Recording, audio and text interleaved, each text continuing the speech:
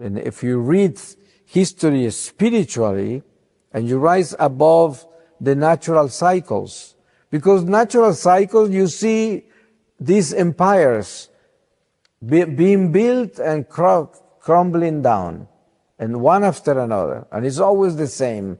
These empires, when they are so huge, they become so degenerate and decadent, they crumble themselves. And this is what we see today. Our civilization today is crumbling down. A lot of people ask me about the end times, and if I have a sign of the times and know if the end is near. And all I can say about that is, the only reading I have is that this civilization is so perverted and decadent that I think the end of this civilization could be near. Now, the end of the world, only God knows. But this civilization can collapse anytime. And we probably go back to the basis. We're probably going to be milking cows down the street, right? Because we go back to the basis one day. And this world has been like this so many times. The greatest empires have crumbled, and people went back to the basis and built it over again. And this is what has happened to our history. But there is something else going on that do not depend of civilization in the matter level. Is our spiritual realm that travels towards God, good and evil. Evil is totally desperate because the time is running out. And this is confirmed by St. John the Evangelist in the book of Revelation, the Apocalypse. He heard a voice that said, "Woe to earth and sea! Satan has been thrown down there and is furious because his time is running out." This is something St. John heard. And so when we look at evil, evil is desperate because evil is framed in time related to us. Evil does not live in time, they are outside time, but they fight with the time we have because they want to destroy us within the time we have. And you may ask yourself, why does evil want to destroy us? And it's very simple. 1/3 of the angels were thrown down from heaven, thrown out by Saint Michael the Archangel and his faithful angels. And this is something also Saint John the Evangelist revealed to us.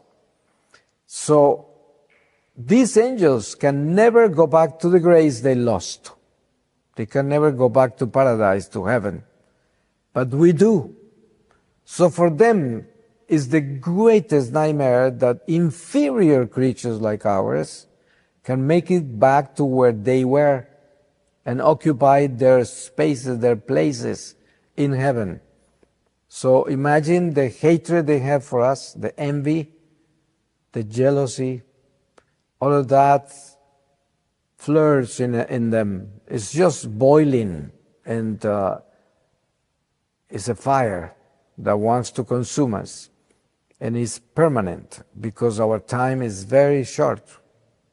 And their time is even shorter because once this economy of salvation, as they call it, is over because Jesus returns, then they are going to be forever separated into the abyss, and that's the end of it. There's nothing else going to happen.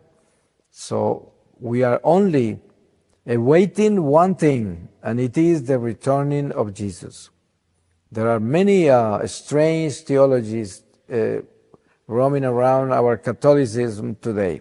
Some of them have Protestant origin, some of them have private revelations that are not exactly in line with Catholic theology, and they speak about many events before Jesus' return. But if you have the gospel as your guide, this is what Catholic theology and doctrine teaches us. If you read the catechism carefully, you know that there is only one thing we are waiting for, and it is the returning of Jesus. This is what it is. And any other theology is false. We know that through all the treatises of Mariology in the Church, we talk about the triumph of the Immaculate Heart. And we know that is a fact. But at the same time, if we read that spiritually, we know that the triumph of the Immaculate Heart is the last battle. So it is right before Jesus' return. It is all together, all connected. So at the end, we summarize this saying, we are only waiting for the return of Jesus. This is our only wait. And in the meantime, we have to understand this. People ask themselves, will I be here when Jesus returns? The answer is, everyone will be here. The ones that died 3,000 years ago or the ones that died a month ago. We are all going to be present. All created beings are going to be present for the returning of Jesus. So it doesn't matter if we are going to be physically here or spiritually here, but we are all going to be here, present for the returning of Jesus, because it's going to be the last judgment. And we will all be judged again. Those that were judged will be judged again. That's why demons were judged already and condemned, but still they will be judged again in the last judgment. That's why St. Paul in 1 Corinthians 3 something, he's saying that we will judge the angels. He's talking about the fallen angels. And when we understand these mysteries and know that we are part of this, though our life is so probably insignificant and little, still we have to understand that we are vital instruments of this mystical body of the Lord.